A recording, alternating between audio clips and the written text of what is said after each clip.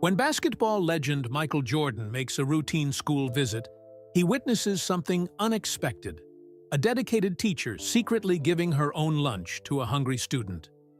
As he investigates further, he discovers Ms. Eleanor Winters spends nearly a quarter of her modest salary feeding students whose families can't afford meals. What begins as simple admiration turns into a personal mission when Jordan uncovers a shocking connection to this selfless teacher, one that dates back 30 years to a childhood promise he made but never fulfilled. Now, he's determined to make good on that promise in a way that will change hundreds of lives forever.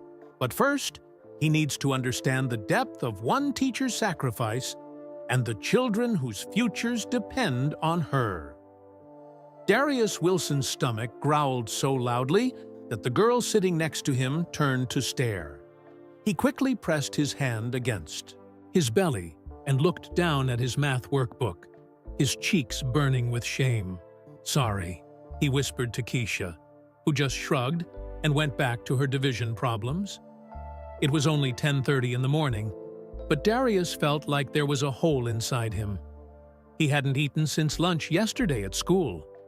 Last night, there had been a small bowl of cereal for dinner, but Dad had looked so tired that Darius told him he wasn't very hungry. That was a lie, but the lie meant his dad could eat something too.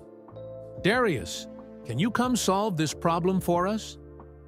Ms. Winters pointed to the whiteboard where she had written 372-12. Normally, Darius loved math. Numbers made sense when other things didn't. But today, the growling monster in his stomach made it hard to think. He walked slowly to the front of the classroom, picked up the blue marker, and stared at the problem. "You can do it," Ms. Winters said softly, "just like we practiced." Darius nodded and began to work through the steps. 12 goes into 37 3 times. 3 times 12 is 36. Subtract 36 from 37, and you get 1. Bring down the 2. 12 goes into 12 one time. The room started to spin a little. Darius blinked hard and gripped the marker tighter. "Darius, are you feeling okay?" Ms. Winters' voice sounded far away. "I'm fine," he said, but the marker slipped from his fingers and clattered to the floor. The noise seemed extra loud in the quiet classroom. Ms. Winters placed a gentle hand on his shoulder. "Why don't you take a break? Keisha can finish this one." Grateful, Darius headed back to his seat. As Keisha bounced up to take his place, Ms. Winters leaned down by his desk. "When was the last time you ate something, Darius?" she asked quietly, so no one else could hear. He looked down at his hands. "Lunch. Yesterday." Ms. Winters' face didn't change, but Darius saw something flash in her eyes. Not pity, which he hated, but something else. Understanding, maybe. "I need you to do me a favor," she said.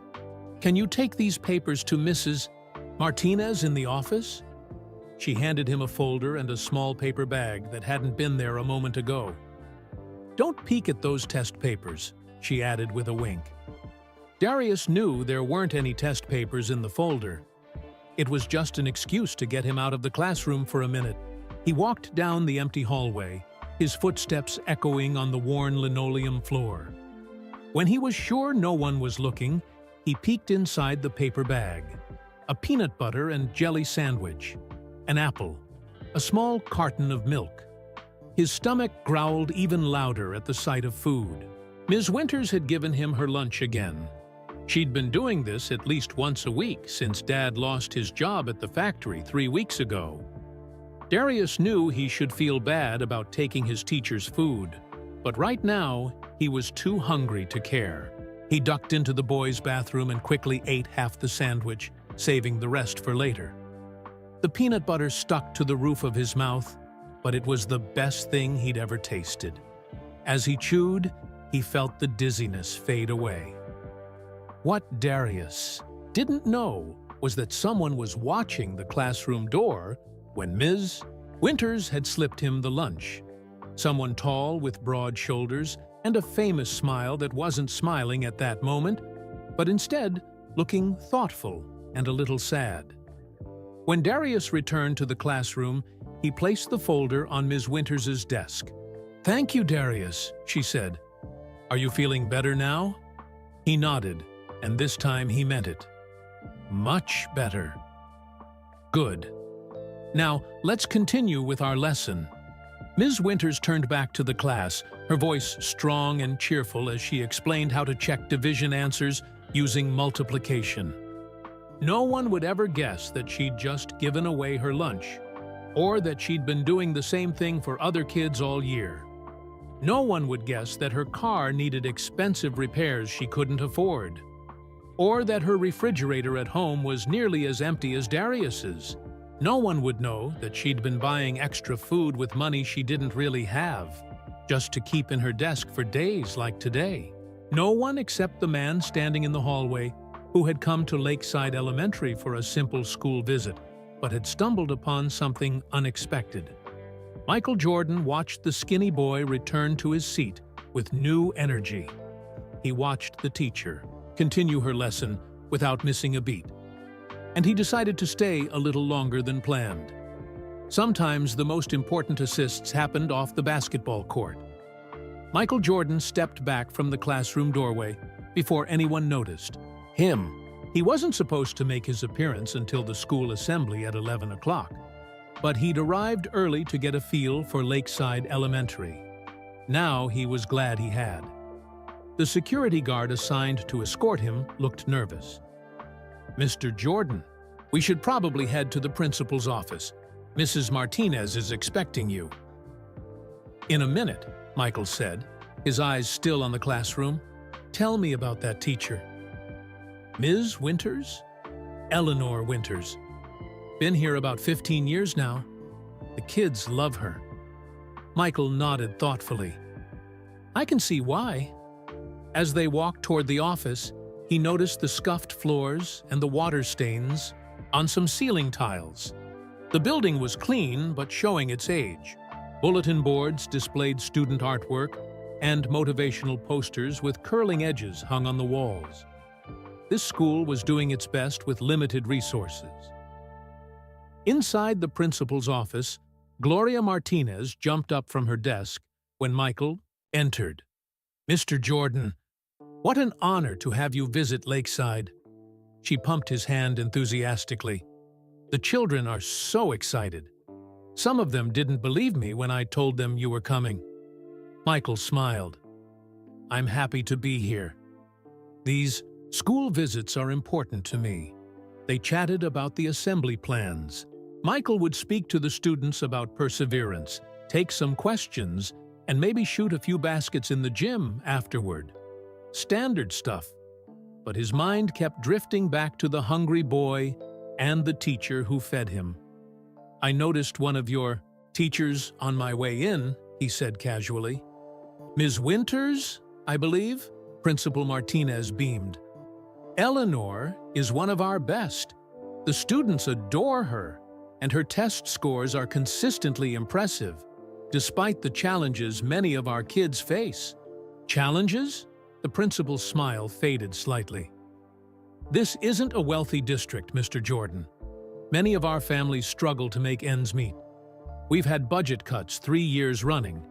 Last year, we had to eliminate our free breakfast program." Michael frowned. "That's rough." "It is. Some kids come to school hungry, and it affects everything. Their concentration, behavior, learning. Our teachers do what they can." "Ms. Winters seems to be doing quite a bit," Michael said carefully. Principal Martinez gave him a sharp look. "What do you mean?" "I saw her give a student some food earlier." The principal sighed. "That sounds like Eleanor. Always going above and beyond." She hesitated, then added, "She's had offers from better districts, places that pay more, have newer facilities, but she won't leave Lakeside. Says these kids need her." A bell rang, and the sounds of children moving through the hallways filled the air. "That's the assembly bell," Principal Martinez said. "Are you ready to meet your fans?" Michael nodded, but part of his mind was still thinking about Ms. Winters and the hungry boy. The gymnasium erupted in cheers when Michael Jordan walked in. 400 students, from kindergarten through 6th grade, roared with excitement. Many wore Bulls jerseys or red and black clothes in honor of the visit. Michael smiled and waved, genuinely touched by their enthusiasm.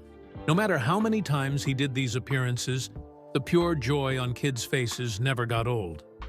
He noticed Ms. Winters' class filing in. The hungry boy, Darius, he'd heard the teacher call him, looking more energetic now. Ms. Winters herself stood at the back of her students, making sure they sat properly on the bleachers. She was younger than Michael had first thought, maybe mid-30s, with dark hair pulled back in a neat ponytail and glasses that kept sliding down her nose. Principal Martinez introduced him with glowing praise, and then Michael took the microphone. "Good morning, Lakeside Elementary." The children cheered again. "I'm here today to talk about something important: believing in yourself even when things get tough." He shared stories from his basketball career, being cut from his high school, team, losing games, facing critics who said he couldn't lead a team to a championship. The students listened, wide-eyed.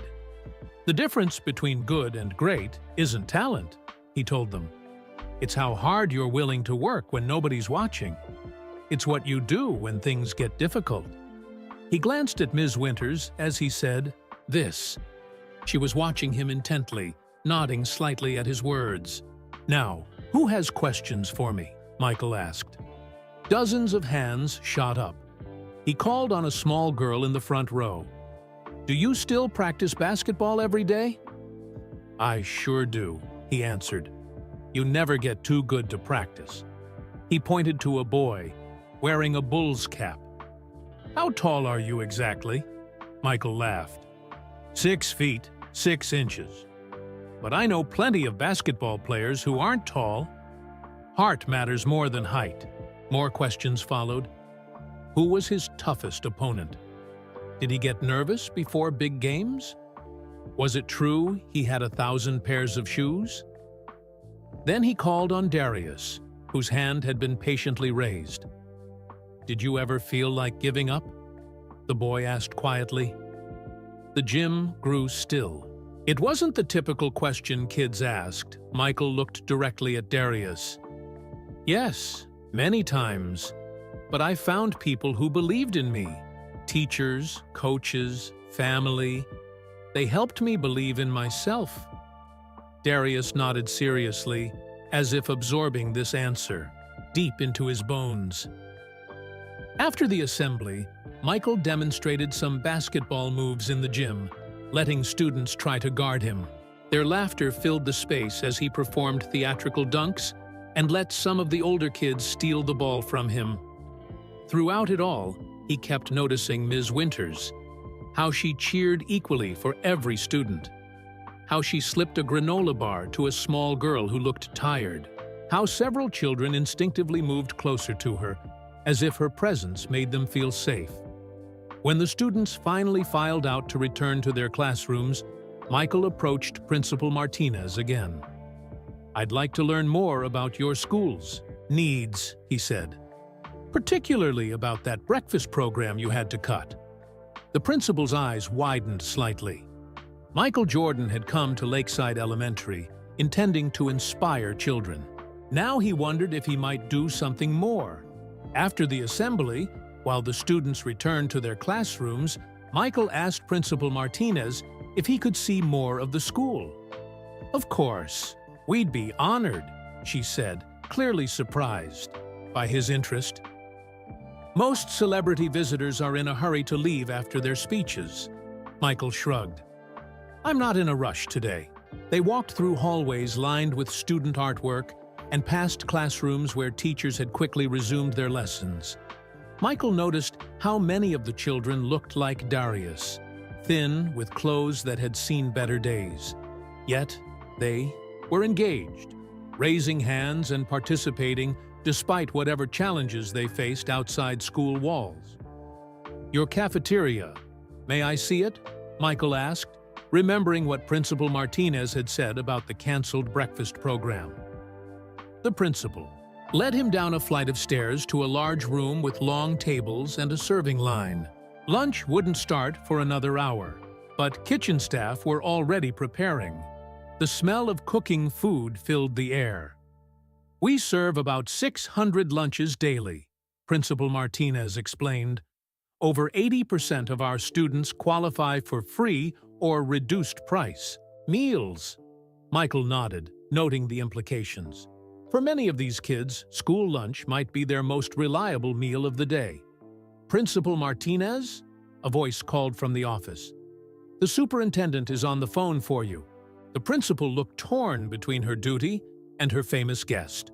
"Please, take the call," Michael assured her. "I'll just look around a bit more."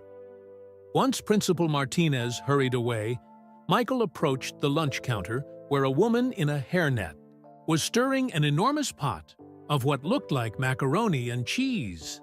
"Smells good," he said with a friendly smile. The woman looked up, startled. Her eyes widened in recognition, but she kept her composure. "Mr. Jordan? What a surprise!"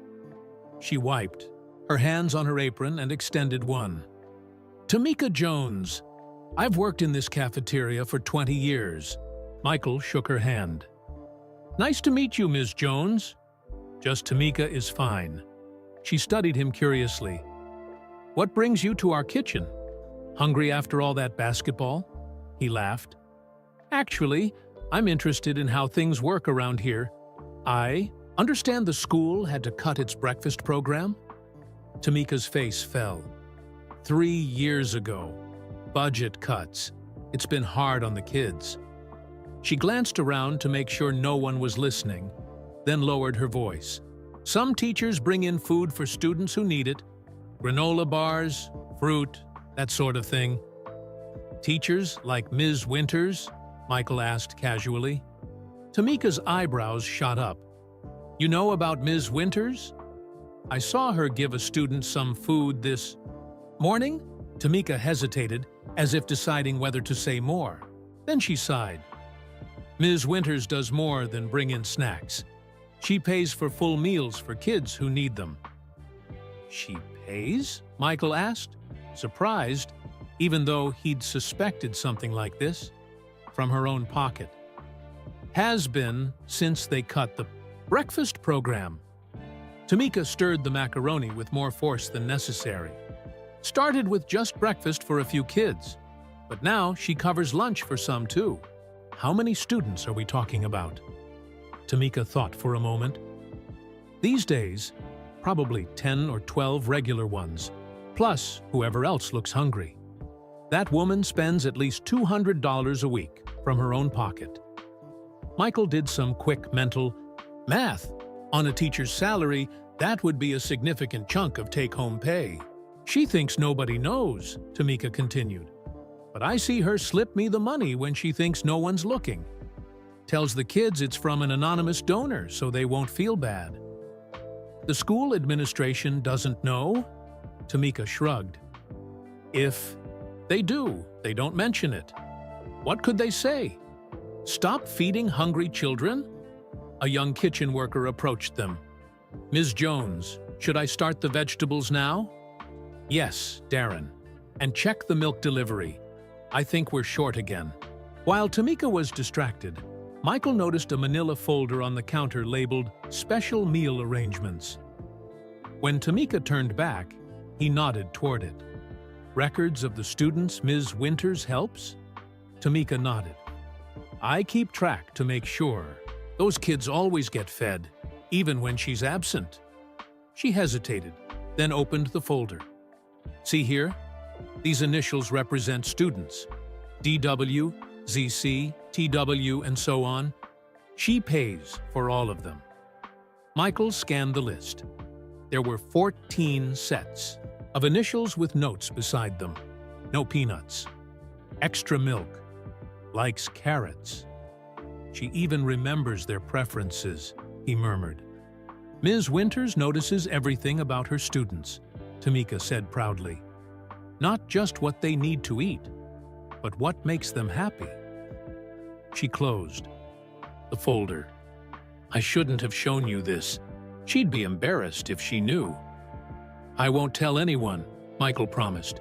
But I'm curious. Why does she do it? There must be easier teaching jobs out there. Tamika smiled sadly. You'd have to ask her. But I will say this. She grew up not far from here. Knows what it's like to be hungry in class. She told me once that a teacher helped her the same way, and she never forgot it. A bell rang, signaling the first lunch period would start soon. I should get back to work, Tamika said. It was nice meeting you, Mr. Jordan. Please, call me Michael, and thank you for talking with me. As Michael left the cafeteria, he passed a bulletin board with teacher photos. Ms. Winters smiled from her portrait, looking younger and more carefree than the focused woman he'd observed earlier. The caption read, Eleanor Winters, 5th grade, Teacher of the Year 2019, 2021, 2023. Michael stared at the photo. Something about her seemed familiar, though he was certain they'd never met.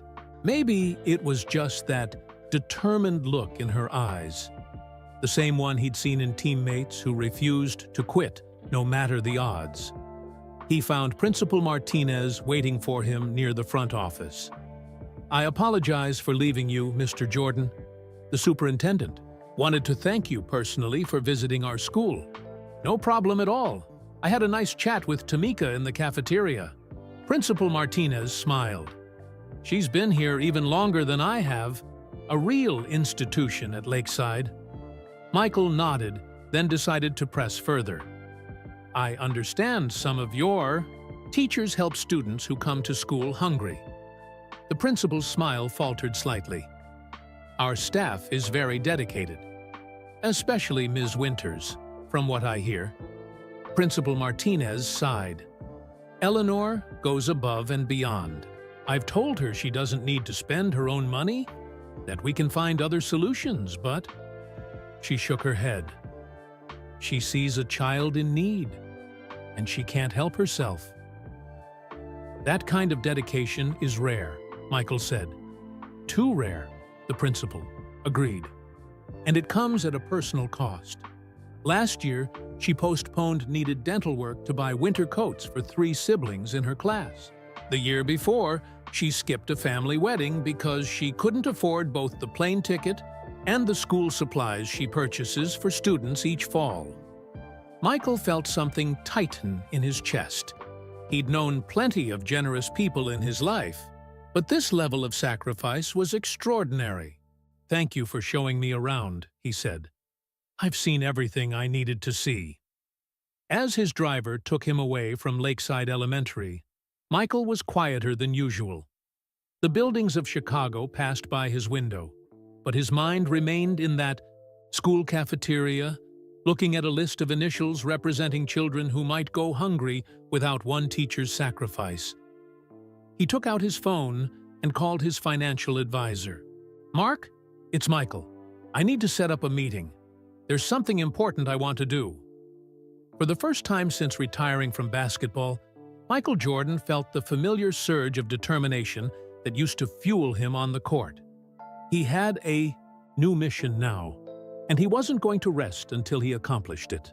The next morning, Michael sat in his car across the street from Lakeside Elementary. It was 6:45 a.m., and he watched as a 15-year-old Honda with a dented fender pulled into the teacher's parking lot.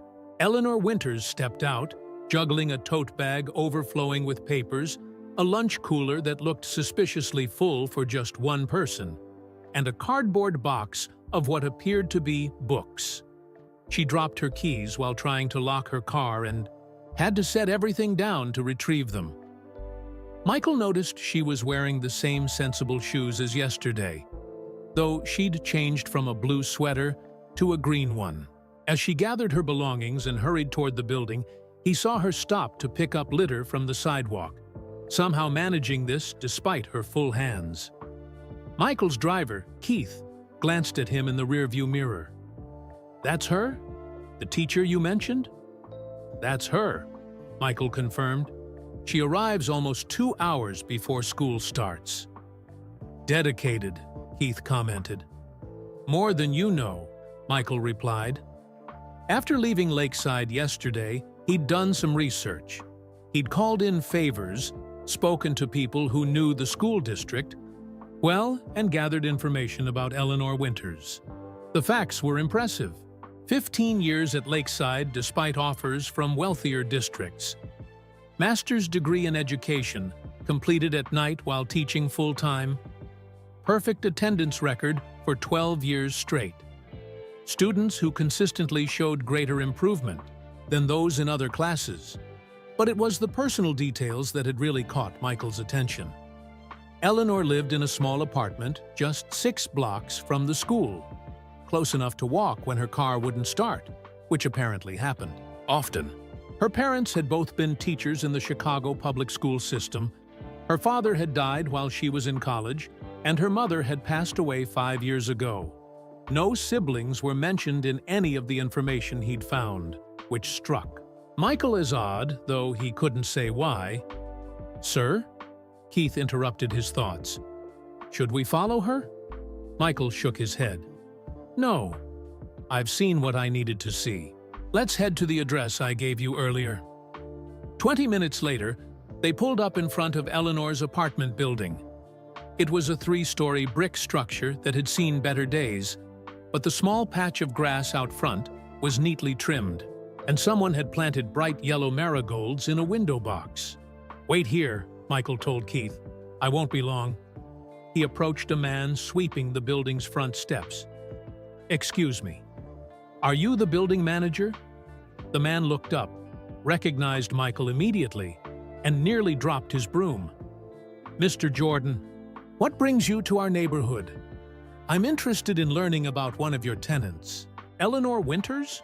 The manager's face brightened. "Ms. Winters? Salt of the earth, that woman. Been here 8 years now. Never late with rent, never causes trouble. Helps the older folks carry their groceries up the stairs when the elevator breaks down, which is too often, if you ask me." "What can you tell me about her?" Michael asked. The manager leaned on his broom. "She's quiet. Keeps to herself, mostly, but not in an unfriendly way. Works all the time, grading papers, making lesson plans. The kids around here love her. Sometimes they come by for help with homework." He paused. "She doesn't have much, but she shares what she has. Last winter, when the heat was out for 3 days, she brought electric heaters for her neighbors before buying one for herself. Again, that same pattern, sacrificing her own comfort for others. Does she have family that visits?" "Friends?" the manager thought for a moment. "A few teacher friends come by sometimes. No family that I've seen. There are photos in her apartment, though looks like her parents. And a boy, maybe a brother? Never asked her about him." "A brother?" That was interesting. Michael made a mental note to look into it. "One more question," Michael said. "How's her car running these days?" The manager laughed. "That old Honda? It's more rust than car at this point. Breaks down every few months. She should replace it. But," he shrugged, "teachers don't make what they should." Michael thanked the man and returned to his car, deep in thought. "Where to now, sir?" Keith asked. "Let's go to the foundation office. I need to meet with the team." At the Jordan Brand headquarters, Michael gathered his most trusted advisors. As he shared what he'd learned about Eleanor Winters and the situation at Lakeside Elementary, he paced the conference room, unable to contain his energy. "This teacher is spending a quarter of her salary to feed hungry students," he concluded. "She drives a car that barely runs, lives in a small apartment, and passes up opportunities for her own advancement to stay with kids who need her. Mark Davidson, his financial advisor, looked thoughtful. "You've helped schools before, Michael. We could easily fund a breakfast program at Lakeside." "That's just the beginning of what I'm thinking," Michael replied. "I want to do something larger, something sustainable." Diane Chen, his foundation director, tapped her pen against her notepad. "What's really driving this, Michael? You visit dozens of schools. What makes this teacher special?" Michael paused by the window, looking out at the Chicago skyline.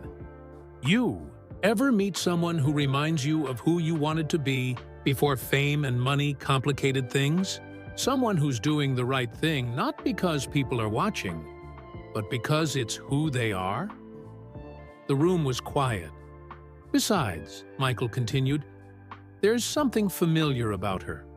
I can't put my finger on it yet, but I feel like our paths have crossed before." Diane nodded. "I'll look into her background more thoroughly." "While you're doing that," Michael said, "I want to learn more about her current situation. What's a day in her life really like?"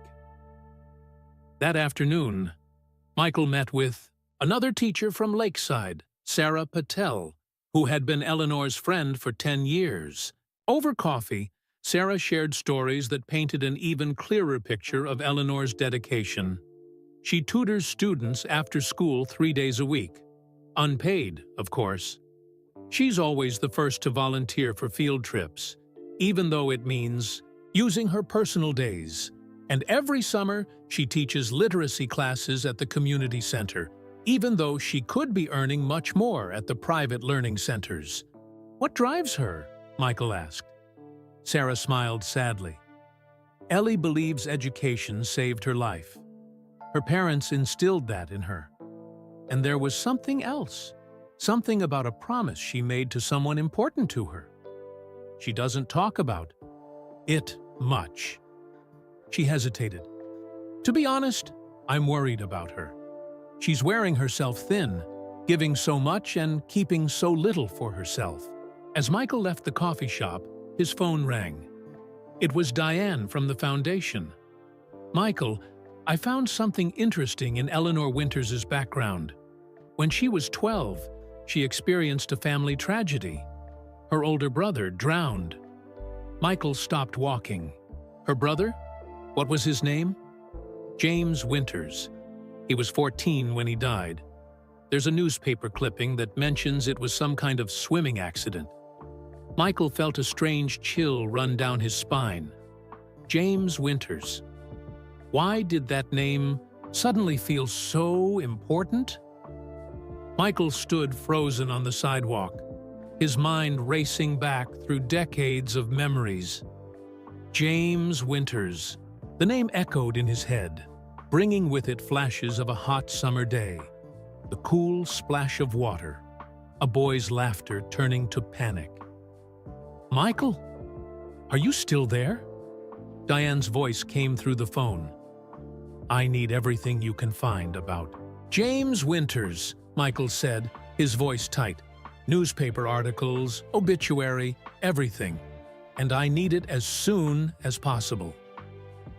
"Is everything okay?" Diane asked, concern evident in her tone. "I'm not sure yet," Michael replied honestly. "Just get me that information." Back in his car, Michael stared out the window without really seeing the Chicago streets passing by. Could it be the same James? After all these years? It seemed impossible. And yet, "Keith, change of plans," he said suddenly. "Take me to my mother's house." Dolores Jordan welcomed her son with a warm hug and quickly ushered him into her kitchen. At 79, she still moved with purpose, setting a glass of lemonade in front of him before taking a seat. "Not that I'm complaining, but this is an unexpected visit," she said, studying his face. "What's troubling you, Michael?" Michael took a deep breath. "Mom, do you remember a boy named James Winters from when we lived in Wilmington? His mother's?" Hand paused midway to her glass. "James Winters," she repeated softly. My goodness, I haven't heard that name in years. So you do remember him? Of course I remember him. Such a sweet boy. Always so polite when he came over. Her eyes grew sad. It was a terrible tragedy what happened. Michael leaned forward. I need you to tell me everything you remember about him and about that day. Dolores reached across the table and placed her hand over his. You were both so young, 12 years old. It wasn't your fault, Michael. Please, Mom, I need to know. She nodded slowly. You and James were inseparable that summer. 2 peas in a pod. You had gone swimming at Miller's Pond, though your father, and I had told you not to. Michael nodded. He remembered that much. James was a strong swimmer, but there was an underwater current that day. When you got caught in it, he went in after you. Dolores's voice wavered. He managed to push you to safety, but he couldn't save himself. The memories came flooding back now. The panic of being pulled under, the struggle to breathe, James's hand grabbing his arm, pushing him toward the shore with all his might. After the funeral, his mother continued, his family moved away. His father couldn't bear to stay in that town anymore. They had a little girl too, as I recall, much younger than James. Eleanor, Michael whispered. Dolores looked surprised. Yes, that's right. Eleanor. How did you know? Because I just met her, Mom. She's a teacher at Lakeside Elementary. His mother's eyes widened. After all these years, are you certain it's the same family? I'm going to find out, Michael said, his voice firm. But I think it is. She looks familiar somehow. I just didn't place it until now. Dolores squeezed his hand. Michael, if it is her, what do you plan to do? Michael was quiet for a long moment. James was my best friend. He died saving my life. I've carried that with me all these years. He looked up at his mother. Do you remember what I said at his funeral? You promised to make him proud, Dolores said softly. To live your life well, because he couldn't live his. There was something else, Michael said. Something I promised his parents. And little Eleanor. His mother nodded slowly. You told them you'd look after Ellie someday, that you'd make sure she was okay. And I never did, Michael said, the weight of a 30-year-old promise settling on his shoulders. I got caught up in basketball. In my own life, I lost track of them when they moved. You were just a child yourself, Michael.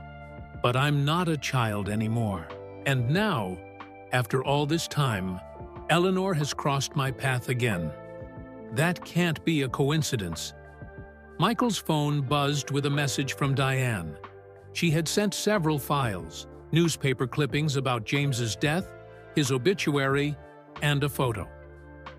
The picture showed a teenage boy with a wide smile, his arm around a small girl with the same determined eyes Michael had seen in Eleanor Winters' face.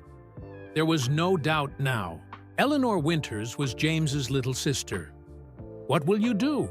His mother asked. Michael stood up, feeling more purposeful than he had in years. I'm going to keep my promise, Mom, but I need to be smart about it. Back at his office, Michael called. His team together again. I want to create a foundation, he announced. The Eleanor Winters Food Security Fund. We'll start with a $2 million endowment to provide meals for students at Lakeside and 4 other neighborhood schools. Mark looked impressed. That's very generous, Michael. But why put her name on it? Most donors want their own names on their charitable works. Michael shook his head. This isn't about me. It's about honoring her work. And, he paused, and keeping a promise I made a long time ago. He explained his connection to the Winters family, watching his team's expressions shift from surprise to understanding. "So this is personal," Diane said. "Very personal," Michael agreed. "But I need to approach it carefully. I don't want to embarrass her or make her feel like a charity case. She has too much pride for that." "What's your approach?" Mark asked. Michael paced the room, ideas forming rapidly. "First, we set up the fund. Make it legitimate, sustainable. Then we arrange a school event. Something educational that would bring her class to the United Center. Like a field trip?" Diane suggested. "Exactly. They can learn about sports statistics, the business of basketball, real educational content. But it gives me a chance to meet her properly, to reveal the foundation in a public setting where she can't refuse it." "And when will you tell her about your connection to her brother?" Mark asked.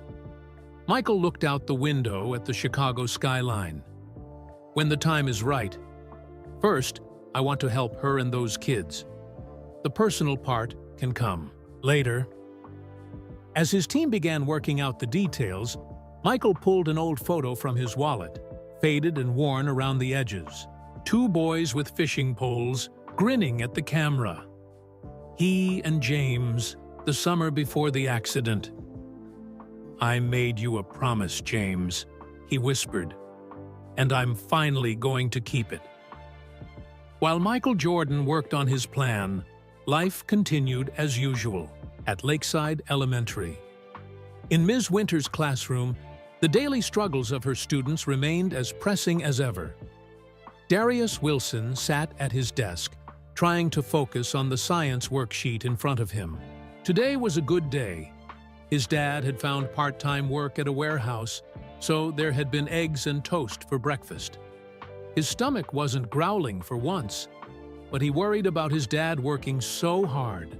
Last night, he'd seen him rubbing his sore back when he thought Darius wasn't looking. "Darius?" Ms. Winter's voice broke through his thoughts. "Do you need help with question 5? He looked down at his paper, realizing he'd been staring at the same question for several minutes. "Yes, please." Ms. Winters knelt beside his desk. "Remember what we learned about the water cycle? Think about where water goes after it falls as rain." As she helped him work through the problem, Darius noticed the dark circles under her eyes. Ms. Winters always looked tired, but today seemed worse. He wondered if she was sick. The thought made his chest feel tight with worry. Across the room, Zoe Chen was having trouble concentrating too, but for different reasons. Her little brother, Andy, had been coughing all night, keeping the whole family awake. Her parents couldn't miss work to take him to the doctor. They needed every dollar from their jobs at the restaurant and cleaning service. Mom had given Andy some cough medicine and hoped for the best. Zoe's parents had come to America from China 5 years ago, dreaming of better opportunities. They worked 14-hour days so that Zoe and Andy could have good educations. But the cost of living in Chicago was high, and there was never enough money for extras. Sometimes, there wasn't even enough for necessities. Mrs. Winters stopped by Zoe's desk. "Are you feeling okay today, Zoe? You seem distracted." Zoe hesitated. Ms. Winters always listened and never made her feel bad about her family's problems. "Andy's sick. He was coughing all night." Ms. Winters frowned with concern. "That sounds serious. Has he seen a doctor?" Zoe shook her head. "Mom and Dad can't miss work." "I understand," Ms. Winters said gently. "Would it help if I called your parents? I know a clinic that sees patients in the evenings." "Really?" Zoe's eyes widened with hope. "Really? We'll figure something out after school, okay?" At the back of the classroom, Tyrell Washington was having the best morning he'd had in weeks. His grandmother had finally received her Social Security check after a mix-up had delayed it for 10 days. There was food in the fridge again, and Grandma had been able to refill her heart medication. Tyrell lived with his grandmother because his mother had died from cancer 2 years ago. He still had dreams about her sometimes, good dreams where she was healthy and smiling, not sick in a hospital bed. His father wasn't in the picture. Grandma said he couldn't handle being a parent. Whatever that meant, Tyrell was good at math, and he worked through the science problems quickly. Ms. Winters had told him he could be an engineer someday if he kept his grades up. He wasn't sure what engineers did exactly, but Ms. Winters made it sound important. When the lunch bell rang, Ms. Winters called Darius, Zoe, and Tyrell to her desk. "I have some extra tickets to a community play this weekend," she said, her voice casual. "Would the three of you be interested? You could bring your families." The children exchanged glances, knowing what this really was. Ms. Winters often found extra tickets to events, or won gift cards she shared with them. They knew she bought these things herself, but they played along with the fiction because it made everyone feel better. "Yes, please," they answered, nearly in unison. Ms. Winters smiled. "Wonderful. Now, let's go to lunch." In the cafeteria, Tyrell noticed Ms. Winters speaking quietly with Ms. Jones, the lunch lady. A moment later, Darius received an extra carton of milk with his meal. Zoe got a double portion of chicken nuggets, which she carefully wrapped in a napkin. Half for now, half for Andy later. And Tyrell found a banana on his tray, even though fruit wasn't on today's menu. These small kindnesses weren't obvious to most people, but to the children who benefited from them, they meant everything. It wasn't just the food, though that was important. It was knowing that Ms. Winters saw them, truly saw them, and cared enough to help without making a big deal about it. After school, Ms. Winters kept her promise to Zoe. She called the Cheney family and arranged for Andy to visit an evening clinic where a doctor she knew would see him at a reduced rate. Then she drove Zoe home, carrying a leftover grocery bag that happened to contain soup, oranges, and more cough medicine. Next, she stopped by Tyrell's apartment to drop off the play tickets and chat with his grandmother about an upcoming school project. While there, she accidentally left behind a bag of groceries she couldn't fit in her refrigerator. Her final stop was Darius's small rental house. His dad was still at work, so Ms. Winters helped Darius with his homework and showed him how to prepare a simple casserole using ingredients she had extra from a school potluck that never actually happened. By the time Ms. Winters finally drove home, it was after 7 o'clock. Her car made a troubling, rattling sound as she pulled into her apartment building's parking lot. She ignored it, too tired to worry about one more problem. Inside her modest apartment, she kicked off her sensible shoes and sank onto the couch, too exhausted to even heat up dinner. Teaching was mentally draining on its own, but the emotional labor of worrying about her students' well-being was what really wore her down. Her gaze fell on a framed photo on her bookshelf, a teenage boy with his arm around a much younger version of herself. Her brother James, gone for 30 years now, but still so present in her heart. "I'm trying, Jamie," she whispered to the photo. "I'm trying to make you proud." Eleanor Winters had no idea that, across town, Michael Jordan was saying almost the same words to the memory of the same boy. She had no idea that her life was about to change dramatically, or that the promise her brother had extracted from his best friend was finally, after 3 decades, about to be fulfilled. The next morning, Eleanor's ancient Honda refused to start. She turned the key repeatedly, but the engine only made a sickly grinding noise before falling silent. "Not today," she muttered, checking her watch. It was 6:30 a.m., and she needed to be at school by 7 to prepare for the day. She couldn't afford to be late. Her students depended on her morning routine. Eleanor grabbed her phone and looked up the bus schedule.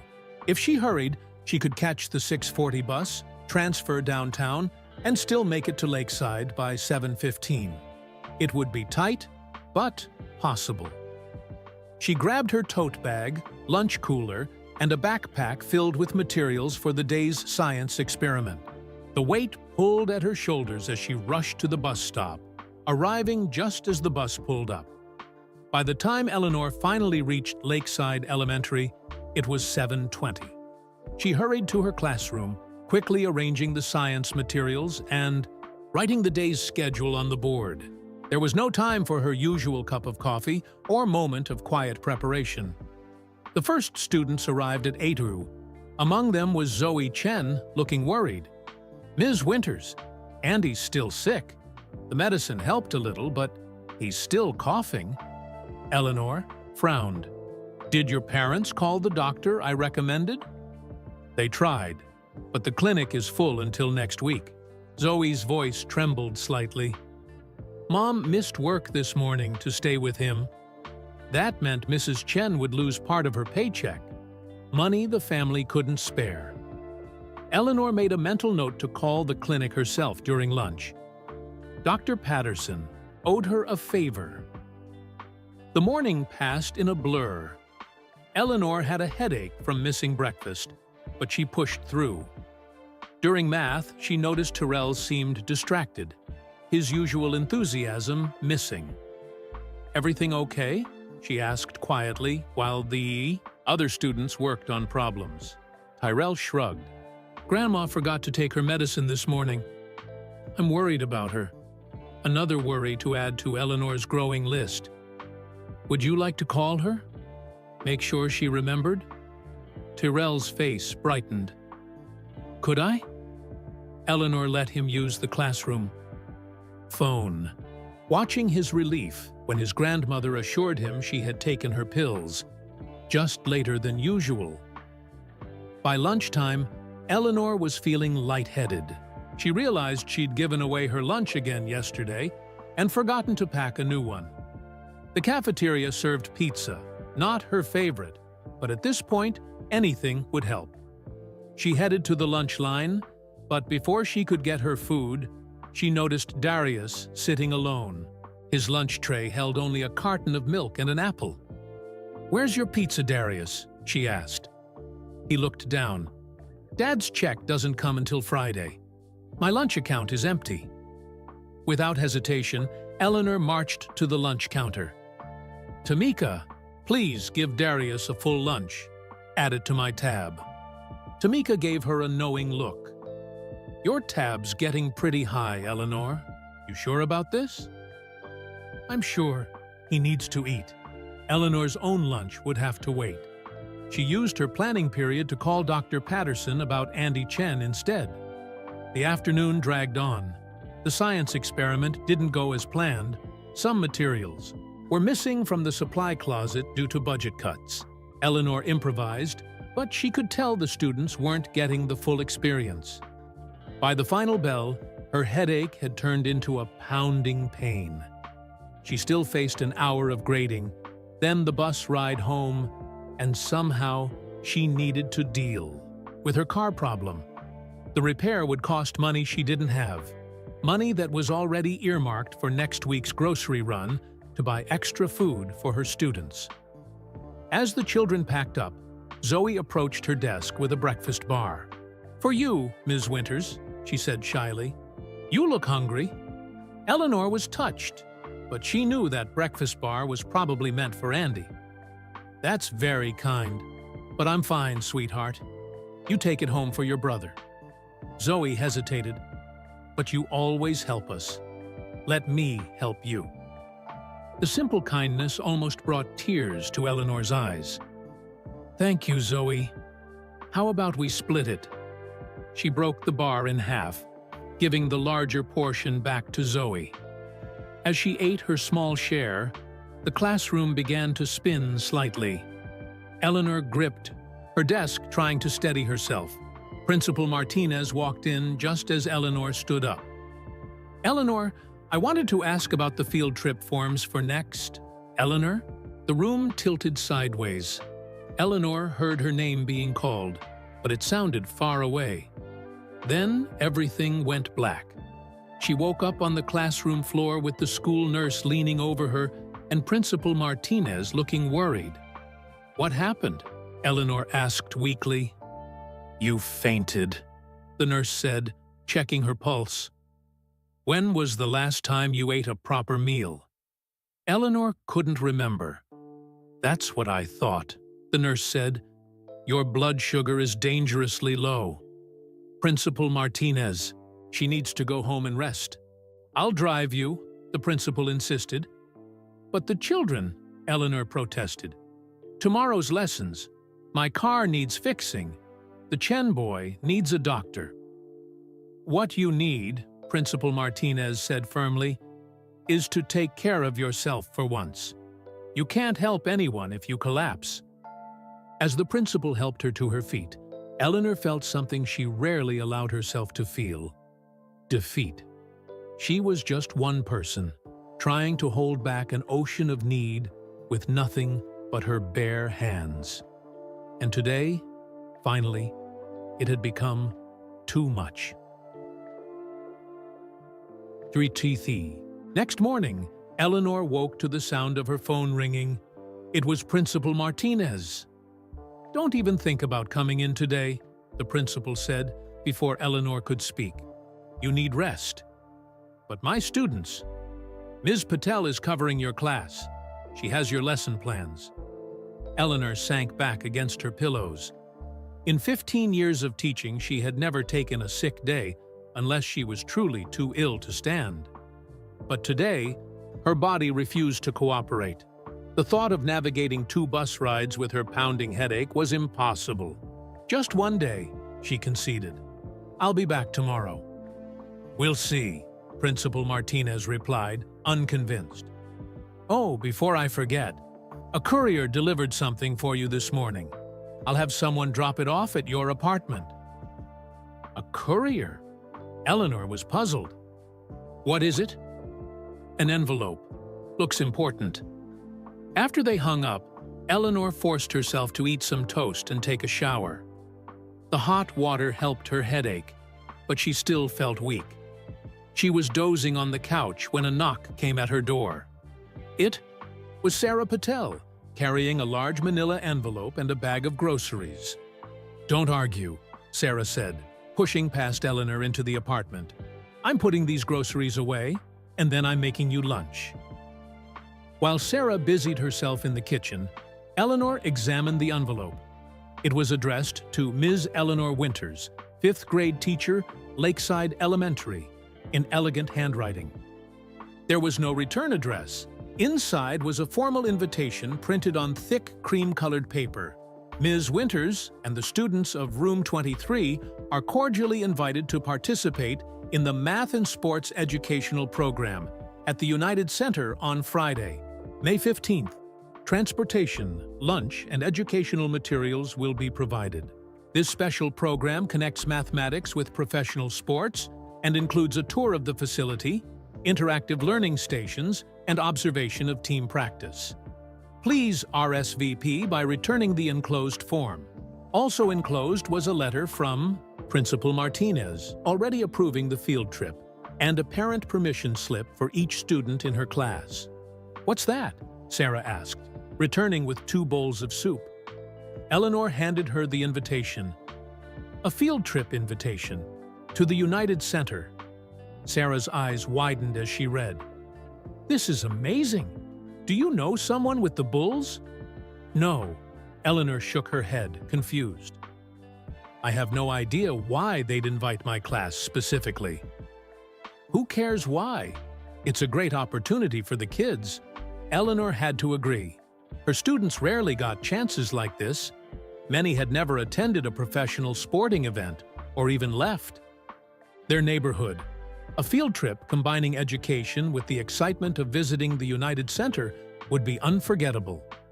"The timing is perfect too," Sarah added. "Right before final exams, a reward for all their hard work this year. And it says transportation is provided," Eleanor noted. "That solves the biggest obstacle for field trips." As they ate lunch, Eleanor and Sarah discussed the logistics. The permission slips would need to go home immediately to give parents time to sign them. They'd need chaperones. Maybe Mr. Wilson, Darius's dad, could take the day off to help. For the first time in days, Eleanor felt a spark of energy. Planning the field trip gave her something positive to focus on, instead of her mounting problems. "You know what this means, don't you?" Sarah said with a grin. "You have to take care of yourself. You can't take your students to the United Center if you're passing out in the classroom." Eleanor smiled weakly. "I guess you're right." After Sarah left, promising to return with dinner, Eleanor read through the invitation again. Something about it felt unusual. Field trip opportunities usually came through official school district channels, not hand-delivered by courier. She flipped the heavy paper over, looking for clues. At the very bottom, in small print, was a logo she recognized instantly. The famous Jumpman silhouette. Michael Jordan's company was behind this invitation. Eleanor recalled Jordan's visit to Lakeside last week. He'd been polite but distant during the assembly, a familiar celebrity making a routine appearance. Had he somehow heard about her class? But why would he single them out? It didn't make sense, but Eleanor was too tired to puzzle it out. Whatever the reason, this was a wonderful opportunity for her students. She would make sure they were prepared to make the most of it. She had no idea that she was about to walk into a moment that would change her life forever. On the morning of the field trip, Eleanor arrived at school early, despite still feeling weak. Her car remained broken down, but a neighbor had driven her today. She wore her nicest outfit, a simple blue dress with a cardigan, wanting her students to look presentable for this special opportunity. At precisely 9:00 a.m., a luxury bus pulled up in front of Lakeside Elementary. Not the usual yellow school bus with its hard seats and noisy engine, but a sleek coach with tinted windows and the Bulls logo on the side. "Is that for us?" Zoe asked, her eyes wide with disbelief. "I guess it is," Eleanor replied, equally surprised. The invitation had mentioned transportation, but she'd expected something more ordinary. The bus driver, dressed in a crisp uniform, greeted them warmly. "Ms. Winters and Room 23? Welcome aboard." The children could barely contain their excitement as they climbed the steps into the bus. Inside, the seats were plush and comfortable. At each spot was a small gift bag containing a water bottle, Bulls pencil, and a notebook embossed with the team logo. "This is the coolest thing ever!" Tyrell exclaimed, examining his gift bag. Darius, who had been quiet lately, smiled for the first time in days.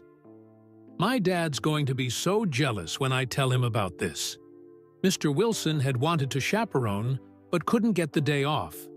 Instead, Ms. Patel and the school librarian had volunteered to help. They sat at the front of the bus with Eleanor, sharing her amazement at the royal treatment. The 30-minute ride to the United Center passed quickly. When they arrived, a woman in a Bulls jacket greeted them at the entrance. "Welcome to the United Center. I'm Alicia, and I'll be your guide today." She handed Eleanor a folder. "Here's our schedule. We've prepared some special activities for your class." The children followed Alicia into the massive building, their voices hushed with awe. First came a tour of the arena. They stood center, court where basketball legends had played, took photos next to the famous Michael Jordan statue, and peeked into the press rooms where reporters interviewed players after games. "This is where we'll watch practice later," Alicia explained as they entered a section of premium seats overlooking the court. "But first, let's head to our education room for some activities." The education room turned out to be a luxury suite, transformed into a classroom. Large tables were set up with tablets, measuring tools, and Bulls statistics cards. On a screen at the front, a presentation titled "The Math of Basketball" was ready to begin. "Today, we're going to explore how math is used in professional basketball," Alicia announced. "From player statistics to court dimensions to scoring probabilities, it's all about numbers. For the next hour, The children rotated through stations where they calculated shooting percentages, measured their vertical jumps compared to NBA players, and learned how coaches use statistics to make game decisions. Eleanor was impressed with how educational the program was. Whoever designed it had clearly understood her class's curriculum. "Ms. Winters, look how high I can jump," Darius called, pointing to his measurement on the wall chart. "That's wonderful, Darius," she replied, noticing how engaged all her students were. Even the children who struggled with math were absorbed in the activities, making connections between classroom learning and the exciting world of professional sports. At noon, they were led to another luxury suite where lunch was waiting. Not simple sandwiches, but a beautiful spread of healthy foods displayed like a high-end buffet. There were fresh fruits, salads, grilled chicken, pasta, and vegetables arranged to form the Bulls logo. "Is all this really for us?" Zoe whispered, staring at the feast. "It certainly is," Alicia answered with a smile. "Please enjoy." Eleanor watched. Her students filled their plates, especially Darius, Zoe, and Tyrell, who took second helpings with her encouragement. She noticed how Zoe carefully wrapped some fruit in a napkin, likely for her brother Andy, who was still recovering from his illness. After lunch, it was time to watch the Bulls practice. As they took their seats overlooking the court, excitement rippled through the class. The team was running drills, players moving with impressive speed and precision.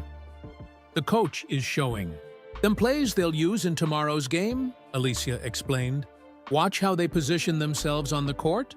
The children were mesmerized, pointing and whispering as they recognized players they'd seen on television. When practice ended, the team gathered at center court for a huddle. Then, to everyone's surprise, several players approached the section where Eleanor's class was seated. "We heard there were some special guests today," one of the players called out. "You guys enjoying your visit?" The children erupted in cheers and applause. The players signed basketballs for each student and posed for photos. Eleanor couldn't believe the generosity being shown to her class. "This is beyond anything I expected," she told Alicia as they watched the excited interactions. "There's more," Alicia replied mysteriously. Next came basketball drills on the practice court. The children were divided into groups, each led by an assistant coach who taught them basic skills. They practiced dribbling, passing, and shooting, their laughter echoing through the facility. "Ms. Winters, you too," the coach called, reluctantly. Eleanor joined in, surprising herself by making a shot from the free throw line. Her students cheered wildly, high-fiving her as if she'd won a championship. For Eleanor, this was the perfect field trip, educational, engaging, and memorable. But she still couldn't shake the feeling that something unusual was happening. Why had her class, out of all the classes in Chicago, been chosen for this experience? As the afternoon came to a close, Alicia gathered everyone in a small theater, room for what she called a special presentation. The children took their seats, chattering about their favorite moments from the day. "Before you leave," Alicia announced, "someone would like to say a few words to you." The lights dimmed slightly, and the room fell quiet with anticipation. Eleanor's heart beat faster, though she couldn't explain why. Then a side door opened, and a tall figure stepped into the room. Michael Jordan himself. Eleanor felt her breath catch. The basketball legend was here, specifically to meet her class. As she watched her students' faces transform with awe and excitement, she still had no idea that this moment wasn't really about them. It was about her. The room erupted in excited whispers as Michael Jordan walked toward the front. He wore a simple button-down shirt and slacks, not the basketball gear the children might have expected, but his towering presence was unmistakable. "Good afternoon, Lakeside Elementary." he said with a warm smile. "Good afternoon, Mr. Jordan," the children chorused back, their voices filled with awe. "I hope you've enjoyed your day at the United Center." 28 heads nodded enthusiastically. "I wanted to come talk to you because education is very important to me," Michael continued. "When I was your age, I had teachers who believed in me, who pushed me to work hard in school, not just on the basketball court." Eleanor watched from the side of the room, impressed with how Jordan connected with her students. She hadn't expected him to be so genuine or to speak so directly about the value of education. "Sometimes in life," he said, his voice growing more serious, "we encounter special people who make sacrifices for us, people who give without expecting anything in return, people who see our potential even when we don't see it ourselves." The room had grown quiet now, the children sensing that something important was happening. "I've learned that one of those special people is right here in this room," Michael said. "Ms. Winters, would you join me up front?" Eleanor froze. What was happening? Reluctantly, she made her way to the front, her face warm with embarrassment. She disliked being the center of attention, preferring to focus on her students. "Ms. Winters doesn't know why I asked her to come up here," Michael explained to the curious faces watching them. "She doesn't know that I've been learning about the amazing work she does every day at Lakeside Elementary." Eleanor's confusion deepened. How did Michael Jordan know anything about her work? "A few weeks ago, I visited your school," he continued. "I arrived early and witnessed something remarkable. I saw Ms. Winters give her own lunch to a student who was hungry." Darius looked down at his hands, and Eleanor felt a fresh wave of embarrassment. She hadn't wanted anyone to know about that. Later, I learned this wasn't unusual. Ms. Winters regularly spends her own money to feed students who would otherwise go hungry. She buys school supplies, arranges medical care, and makes sure everyone in her classroom has what they need to succeed. Eleanor wanted to disappear. This felt too personal, too exposing. But Michael wasn't finished. "What Ms. Winters doesn't know is that 30 years ago, I made a promise to someone very important to both of us. Today, I'm finally keeping that promise." Eleanor looked up sharply. What promise? Who was important to both of them? None of this made sense. "I'm proud to announce the creation of the Eleanor Winters Food Security Fund," Michael said, his voice carrying throughout the now silent room. "This $2 million endowment will provide meals for students at Lakeside Elementary and for other neighborhood schools in perpetuity. No child in these schools will ever go hungry again." Gasps filled the room. Eleanor felt her knees weaken. $2 million? Named after her? Additionally, Michael continued, the fund will provide emergency assistance for families facing food insecurity, allowing them to focus on education rather than survival.